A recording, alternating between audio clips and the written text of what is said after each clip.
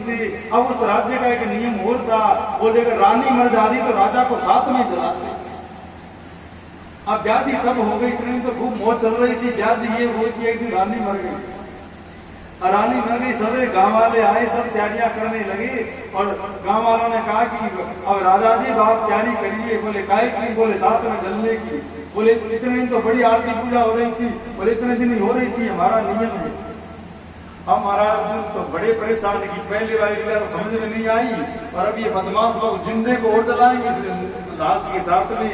अर्जुन ने कहा चलो एक काम करो, कोई बात नहीं जला देना, पर हम मैं एक बार स्नान तो कर लूं। अर्जुन ने तो ये सोचा कि जाऊंगा नहाने तो पानी में भाग जाऊंगा, कहीं पर जाऊंगा, एक हाथ का बच जाऊंगा। अर्जुन जाकर नहाने लगा। अब अर्जुन ने सोचा कि अब नहाकर के जल्दी से निकल जाऊंगा तो पकड़ कर जला देंगे। और अर्जुन भागा, पानी के अंदर ही मुंह छुपाए भागा, और हाँफते मुंह निकला तो ठाकुर जी किनारे पर खड़े हुए अपने धोती की लांग बना करके फेंट कस रहे थे। अरे अर्जुन, मैं तो कब का निकल आया, तुम अभी तक पानी में नहा ही रहे। अर्जुन की खोपड़ी घूम गई कि बरसों बीत गए, वहां पर गृहस्थी बस गई, गांव बाल बच्चे हो गए, पूजा हो गया, रानी मर गई, साथ जला रहे थे। पर ये कह रहा है कि देखो बातें भगवान मुस्कुराए, क्या माया देखी? तो अर्जुन ने कान पकड़े कि महाराज बड़ी विचित्र माया है, यही माया है जो है कुछ नहीं, पर कितना बड़ा आडंबर संसार का है जो हमको असल दिखाई देता है। और कोई मर गया तो इतने सच्चाई से रो रही है, कुछ आ गया तो विशेष प्रश्न हो रही है। पर अगर भगवान की माया जान ली तो सब नाटक है, सब झूठा, कुछ है ही नहीं। मार्कंडे ऋषि ने भी भागवत में आता है, महाराज आपकी माया देखनी। भगवान ने कहा चलो दिखाते हैं माया। मार्कंडे ऋषि हवन कर रहे थे तो एक आहुति डाल दी थी, दूसरी बार आहुति डालने वाले थे, चावल हाथ में थे, इतने में क्या देखा बहुत सारा पानी आया, पूरा आश्रम बह गया, मार्कंडे ऋषि भी बह गए, पूरा संसार जल में डूब गया है, कुछ भी नहीं रहा, एकमात्र बड़ा पेड़ रहा है जिसके पत्तों का एक झुलिया बनाए, उन पत्तों के ऊपर एक छोटा सा बालक खेल रहा है जो अपने मूठे को मुंह में ले लेता है। पत्रस्य पटस्य पुत्री पुट्टे शयानम बालम कुंदम मनसा संभ्रामी, एक नन्हा सा बड़ा सुंदर बालक पत्तों के एक पल्ले पर झूल रहा है और अपने मुट्ठे को मुंह में ले रखा है। मार्कंडे ऋषि ने देखा कि मैं और मेरा आश्रम और ये सब जल इस बालक के पेट में ही। ऐसा देख देखते मार्कंडे ऋषि बालक के पेट में चले गए हैं। वहां उन्होंने पुनः अपना आश्रम देखा है, उसी प्रकार खुद को आश्रम में बैठे हैं और वहां बैठे बैठे उन्हें फिर वही वैसे ही बालक देखा है, उसी प्रकार जल में सब डूबा हुआ देखा है।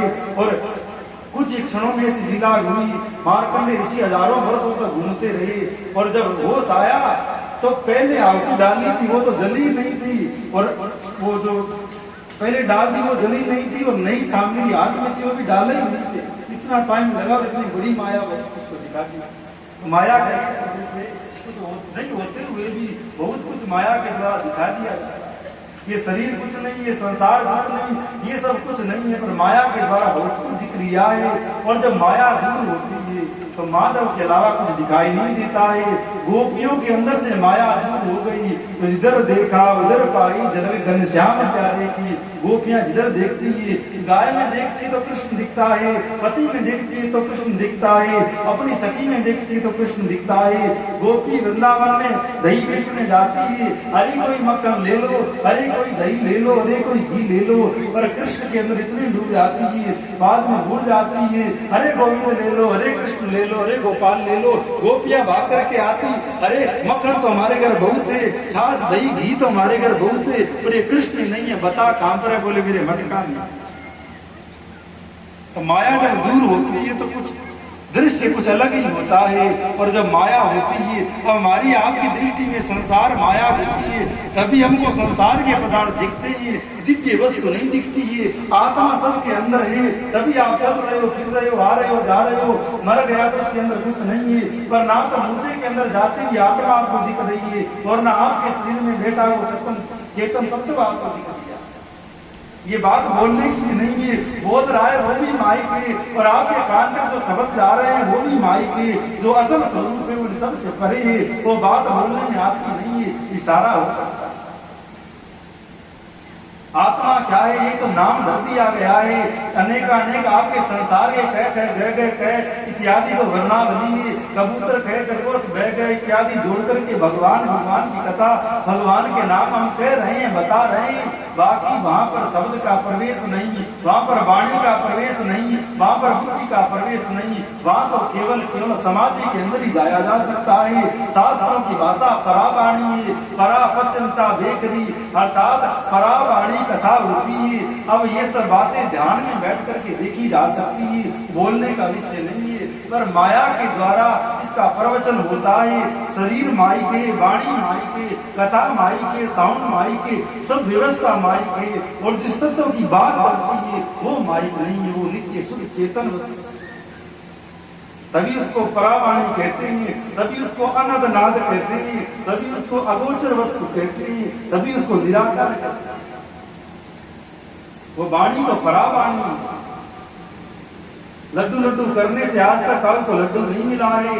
कोई व्यक्ति अंधा है, उसका भाई कोई शादी में गया है, बोले वहां पर खीर बहुत अच्छी थी, तो संते ने पूछा खीर कैसी थी? बोले सफेद थी। अच्छा वो अंधा बेचारा सफेद क्या जाने, बोले सफेद कैसा होता है? बोले बुगले जैसा होता है। बोले बुगला कैसे होता है? तो उसके भाई ने ऐसे हाथ करके उसको बताया बुगला ऐसे होता है। उसने कहा भैया ऐसी खीर मैं तो नहीं खाऊंगा, मेरे तो गले में आएगी। वही बात है, अगर वो लाकर सीधे सीधे खीर खिला देता तो जान जाता खीर ऐसी होती है, पर वो क्या जाने। अब कोई व्यक्ति रसगुल्ला खा करके आया, अरे भाई पार्टी में क्या क्या खाए? बोले रसगुल्ला खाया।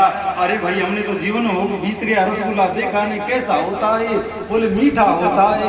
मीठा कैसे होता है? बोले चीनी जैसा होता है। अब आने चीनी भी ना देखी, बोले चीनी कैसी होती है? बोले गन्ने जैसा होता है। अब गन्ना लाकर अंधा था, हाथ में पकड़ा दिया, बोले भाई रसगुल्ला तो लंबा बहुत है, कहीं गले में अटक जाए। तो ये प्रवचन वाली बात और बताने वाली बात तो ऐसे ही, और जानने वाली बात ऐसे ही कोई लाकर सीधा सीधा उसके मुंह में रसगुल्ला धर देता, खाकर के जान लेता कि ये स्वाद है। खीर खाकर जान लेता खीर ऐसी है, अन्यथा उसको खीर बगुले जैसी लिख रही है, एटी गर्दन लंबी आगे से टेढ़ा तो गले में अटक जाए। अब रसगुल्ला को ऐसा होता है, रसगुल्ला क्या लंबा लट की तरह होता है, खीर क्या बगुला की तरह होती है। पर जब तक ज्ञान नहीं होता है, जब तक प्राप्ति नहीं होती है, तब तक यही कुछ समझ में आता है। और जिस दिन प्राप्ति होती है उस दिन बात कुछ और होती है, उस दिन बात कुछ और होती है। चलो और बात कल करेंगे, आज तो विश्राम का समय हो गया।